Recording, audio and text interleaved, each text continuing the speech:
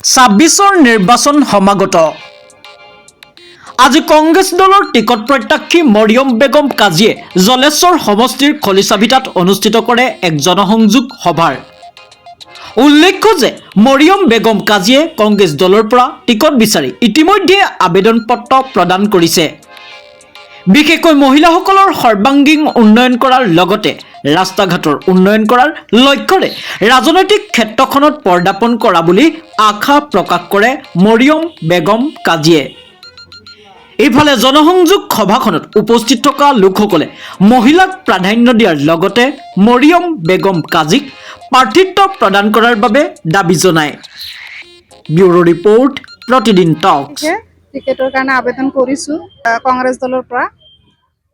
তো আজি ইয়াত যিটো মানে মিটিং ৰাখিছোঁ আমি আমাৰ খলিচাভিটাৰে মুৰব্বী মানুহক মাতিছোঁ, মহিলাবিলাককো মাতিছোঁ। এইটো কাৰণে মাতিছোঁ যে তেখেতসকলৰ মত বিনিময় আমি কৰিলোঁ, তেখেতে কেনেকুৱা ছাপোৰ্ট কৰিছে নে নকৰিছে তেওঁলোকৰ মতামতটো ল'লোঁ, দোৱা আশীৰ্বাদ ল'লোঁ।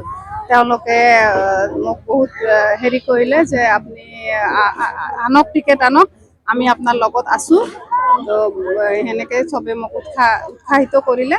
তো এইখিনিয়ে মেইন উদ্দেশ্য। সেইটো একচুৱেলি আমি ইমান মানুহ মাতা নাছিলোঁ, খালি আমাৰ যিখিনি ওচৰ চুবুৰীয়া বা মই মুৰব্বী সেনেকৈ মাতিছিলোঁ। তথাপিও মই বহুত সঁহাৰি পাইছোঁ, চবে আহিছে। প্ৰায় ৩০০ৰ ওপৰত মানুহ হ'ব। আজি আমি ইমান আশা কৰা নাছিলোঁ, ২০০ বা ১৫০ টাৰ্গেট কৰিছিলোঁ, তাতকৈ বহুত মানুহ হ'ল। আৰু তেখেতসকলৰ মই আগ্ৰহ দেখিছোঁ যে মই যদি টিকেট লৈ আহোঁ তেখেতসকলে মোক ফুল সহযোগ কৰিব আৰু তেখেতসকলে মোক প্ৰত্যেকটো কামতে সহায় কৰিব। আৰু তেখেতসকলে বিচাৰিছে মই যাতে টিকেট লৈ আহোঁ। আৰু ইয়াত যেনেকৈ আমাৰ এইটো এৰিয়াৰ পৰা এতিয়ালৈকে কোনো বিধায়ক বা বিধায়িকা হোৱা নাই, তেওঁলোকে কৈছে যে আপুনি আহিছে, আমাৰ লগত ফুল ছাপোৰ্ট আছে, আপুনি টিকেট আহক, আমি আপোনাৰ পাছত আছোঁ।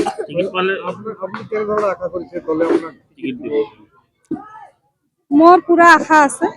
মই মানে এইটো ভাবিছোঁ যে যিহেতু আমাৰ কংগ্ৰেছ দলে মহিলা ৰিজাৰ্ভেশ্যন হেৰিটো আনিছে, পঞ্চায়তত আছে, এতিয়া আমাৰ বিধানসভাতো এনেকৈ তেওঁলোকে চেষ্টা কৰি আছে। আমি বিভিন্ন ধৰণে এইটো লৈ মই মহিলা কংগ্ৰেছৰ হয়, মই মহিলা কংগ্ৰেছৰ তৰফৰ পৰা বহুতবাৰ আমি দিল্লীত প্ৰটেষ্ট কৰিছোঁ এইটো লৈ।